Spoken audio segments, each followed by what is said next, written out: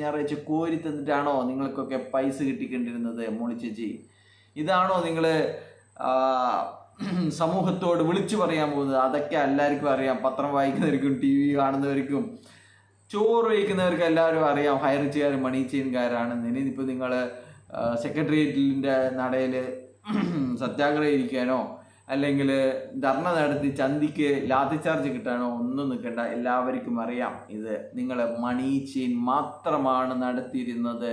Super മാർക്കറ്റുകളുടെ മറവിൽ മണി chain മാത്രമാണ് നടത്തിയിരിക്കുന്നത് എന്ന്. എന്ത് അനുമതിയുടെ പുറത്താണ് നിങ്ങൾ 5 ലക്ഷവും 10 ലക്ഷവും ഒക്കെ നിങ്ങൾ വാങ്ങിയിരിക്കുന്നത്? ബോണ്ട് ഇറക്കിക്കൊണ്ട് വാങ്ങിയിരിക്കുന്നത്.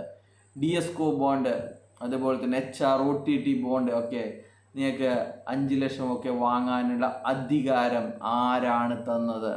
പ്രതാപൻ പറയുന്ന പോലെ യൂണിവേഴ്സ് ആണോ തന്നിരിക്കുന്നത്? യൂണിവേഴ്സ് ദൈവമാണോ നിങ്ങൾക്ക് തന്നിരിക്കുന്നത്?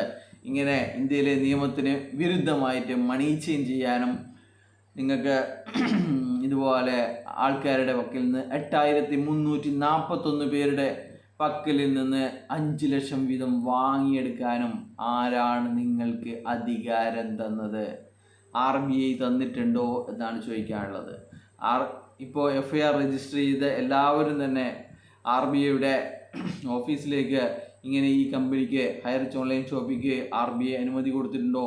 മോർട്ടേജ് ക്യാപിറ്റൽ ബോണ്ട് ഇറക്കാൻ വേണ്ടി അനുമതി കൊടുത്തിട്ടുണ്ടോ എന്നാണ് ആദ്യം FIR ഇട്ട എല്ലാവരും ചോദിച്ചിരിക്കുന്നത്. അതിന് അങ്ങനെ ഒരു അനുമതി കൊടുത്തിട്ടില്ല. അത് ഇല്ലീഗൽ ആക്ടിവിറ്റീസ് ആണ് ചെയ്തിരിക്കുന്നത് എന്നാണ് അതിന് RBI മറുപടി കൊടുത്തിരിക്കുന്നത്. അപ്പോൾ നമ്മൾ